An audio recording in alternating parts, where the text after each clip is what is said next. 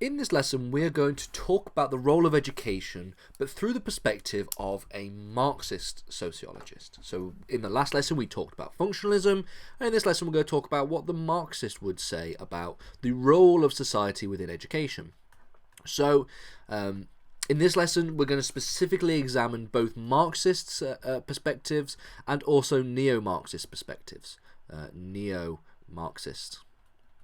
Marxist perspectives as well.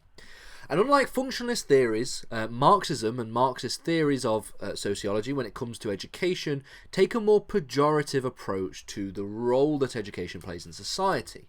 Specifically, they take a more negative approach. They don't believe that education is as positive an aspect of society as the functionalist does.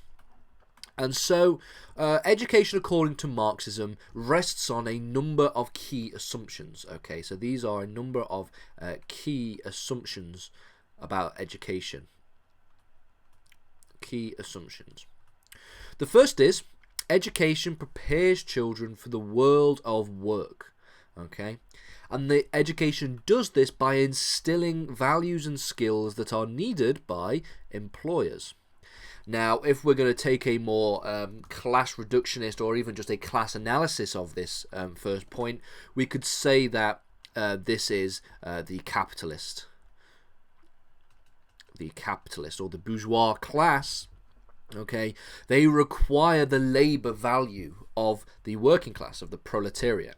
And in order to, secure, the labor of these workers, they need to have skilled workers to do skilled work, to do skilled jobs.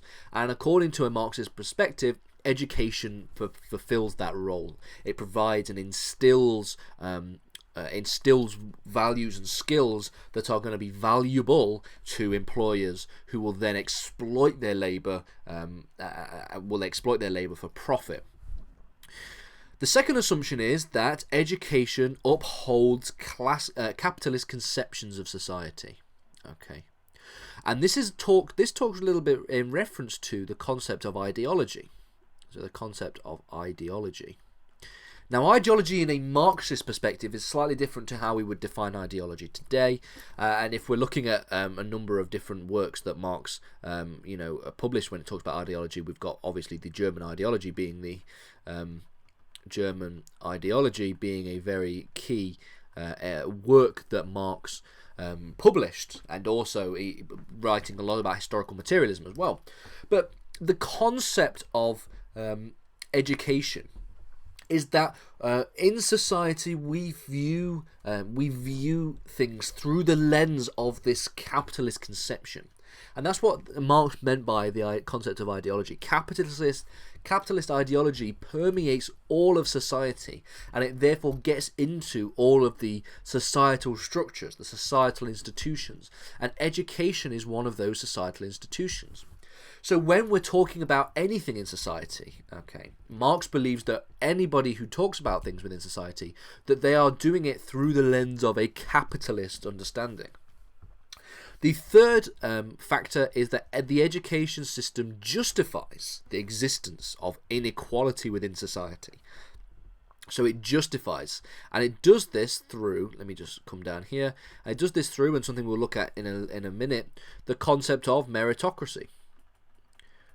The concept of meritocracy, and also the concept of equality of opportunity. Equality of opportunity.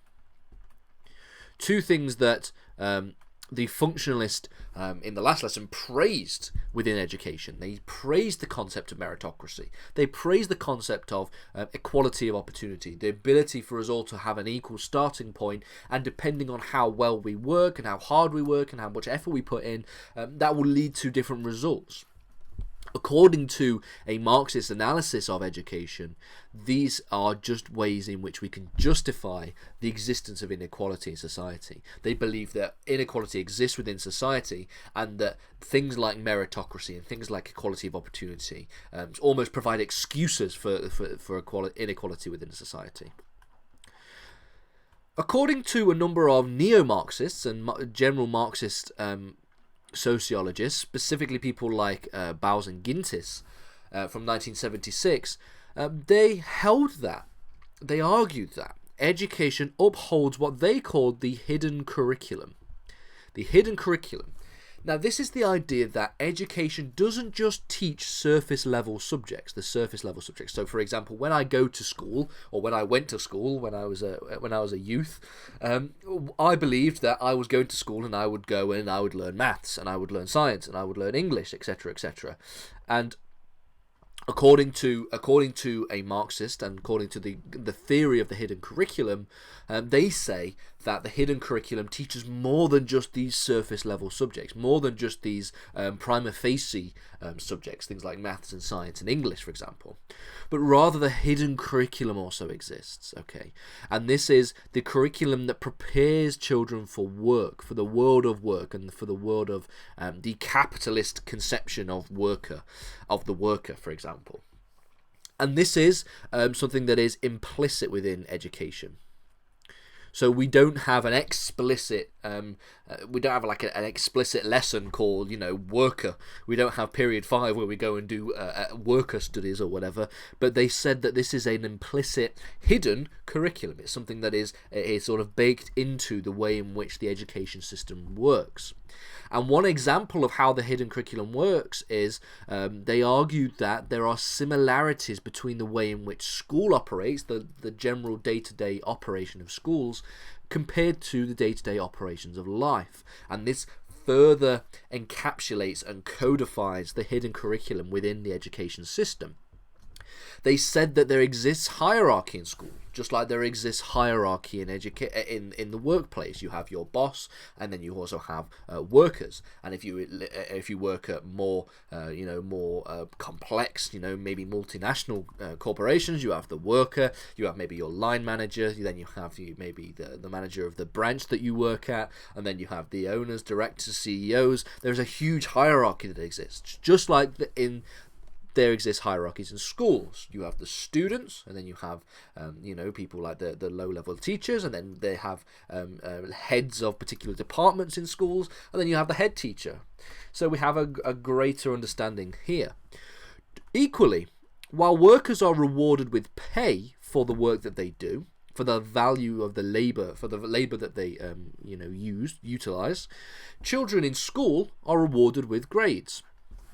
And they argue, Bowles and Gintis also argues that these are rewards for relatively menial tasks. So a worker might go to a work in a factory, for example. They will do what they would describe as a menial task, something that they wouldn't do, at any other time of day. And this is to be rewarded with pay. And equally, you go to school and you do menial tasks. You learn about trigonometry, for example. You learn about algebra, and then you get rewarded by having good grades, by getting good grades. And this is a almost similarity between the two kinds of systems. Okay, so this is the concept of the hidden curriculum. Students are almost indoctrinated into the capitalist conception of the work life and the idea of working hard through the education system, implicitly through the education system. Let's talk a little bit about neo-Marxist theories. We've touched a little bit on neo-Marxist theories, but let's go into a bit more detail. So, Marx, as well as neo-Marxist theories, argued that education passes on the ideology of capitalism.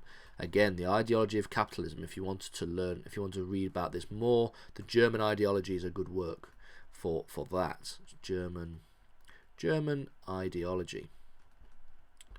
The German ideology. Neo-Marxists such as Ulster argues that education forms part of the so-called ideological state apparatus, or the apparatus, and this is a deliberate process, according to Ulster. The state itself, the capitalist state, wants to instill the ideology of capitalism as early as possible. So they do so through the education system. And this is the part of the so-called indoctrinating propaganda, if you will, ideological state apparatus. And is intended by the state to uphold capitalism and capitalist ideology. And education is a tool to pass these ideas on to younger generations. So rather than education playing the role of actually educating young people, which some Marxists may disagree or agree with to different extents, they also believe that this is a tool for the state to pass on the values and the understanding of capitalism. Also further argues that education creates people who don't challenge authority, okay, and therefore creates obedient workers for the capitalist to exploit. So let's come down here. So for the capitalist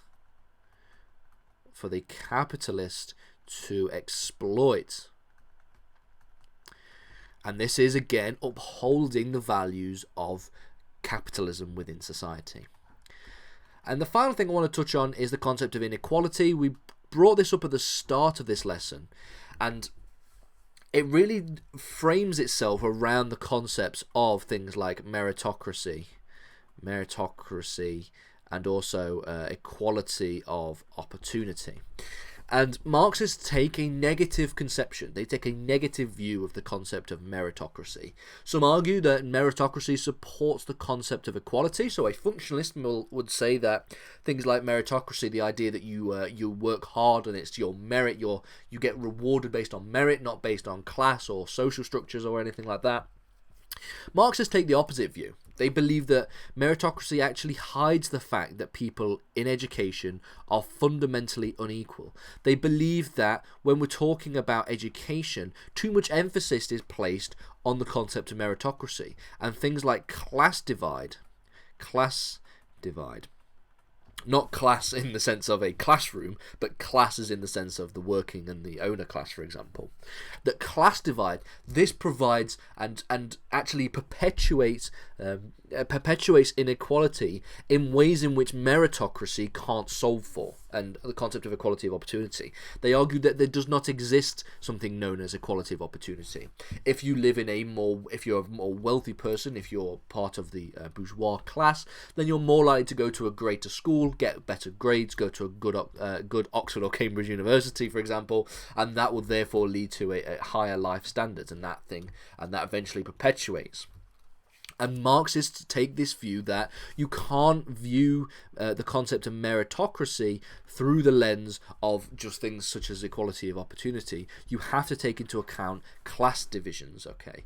And if you were somebody who was an intersectionalist, so if you were intersectionalist, you believed in intersectionality, you would also take into account not just class, but you would also take into account race, okay? You'd also take into account gender, okay? You'd also take into account sexual orientation. You'd also take into account age, okay? All of these different things, ability. So if you are somebody, on average, if you are somebody who is disabled, for example, you are less likely to, be able to achieve certain things than if you were able-bodied. So this would be an intersectional approach, okay?